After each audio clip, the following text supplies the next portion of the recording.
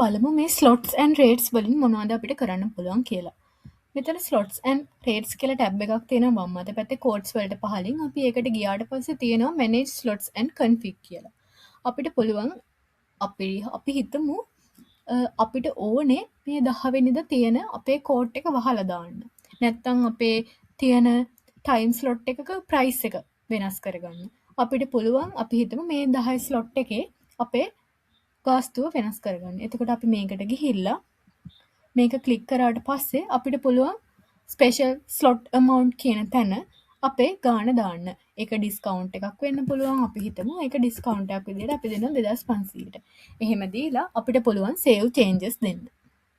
එහෙම දුන්නට පස්සේ ඔයාලට බලා ගන්න පුළුවන් මෙතනදී ඒ ටයිම් ස්ලොට් එක විතරක් ඒ ප්‍රයිස් අපි වෙනස් කරපු විදිහට වෙනස් වෙලා තියෙනවා. ඊට පස්සේ අපිට පුළුවන් මෙහෙම ගොඩක් සිලෙක්ට් කරගෙනත් අපිට එකපාර දෙන්න පුළුවන්. අපි ඩිස්කවුන්ට් එකක් දෙනවනම් ඒ ඩිස්කවුන්ට් එක අපි හිතමු රුපියල් 1000ක ඩිස්කවුන්ට් එකක්. save changes දුන්නාම අපිට පෙන්නනවා ඒ ඔක්කොම අපි අර වෙනස් කරගත්ත මුදලට වෙනස් වෙලා තියෙනවා. ඒ වගේම අපි හිතමු අපිට මොකක් හරි ස්ලොට් එකක් යූසර්ට බුක් කරන්න බැරි වෙන්න හදන්න ඕනේ. ඒ කියන්නේ available නැති වෙන්න වහලා දාන්න ඕනේ. එතකොට අපි කරන්න ඕනේ මේ ස්ලොට් එක සිලෙක්ට් කරලා අපිට මෙතන ඔප්ෂන් එකක් තියෙනවා enable slot availability කියන එක. මෙන්න මේක අපි off කරගෙන save changes දෙන්න ඕනේ.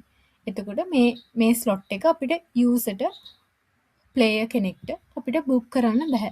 ඒ වගේම අපිට පුළුවන් දවසක් තියෙනවනම් ඒ අදාළ දවසට ඔක්කොම ස්ලොට්ස් ටික නැති කරන්න. අපි හිතමු අපිට තියෙනවා මේ 12 වෙනිදා අපි අපේ කෝඩ් එක වහලා අපේ මොකක් හරි මේන්ටේනන්ස් එකක් හරි අපේ මොකක් හරි හේතුවකට අපි ඒක වහන්න ඕන නම් අපි මෙතන තියෙන ඩේ ස්ටේටස් කියන එක මේක ක්ලෝස් කරන්න ඕනේ. එතකොට මේ ටර්ෆ් එක ඕපන් නැහැ. එතකොට කිසිම යූසර් කෙනෙක්ට කිසිම ප්ලේයර් කෙනෙක්ට මේක බුක් කරන්න බෑ. අපිට ඒ විදිහට මේකේ කෝඩ්ස් මාරු කරලා කැමති විදිහට අපේ availability එක නැත්නම් අපේ ප්‍රයිස් එක වෙනස් කරගන්න පුළුවන්.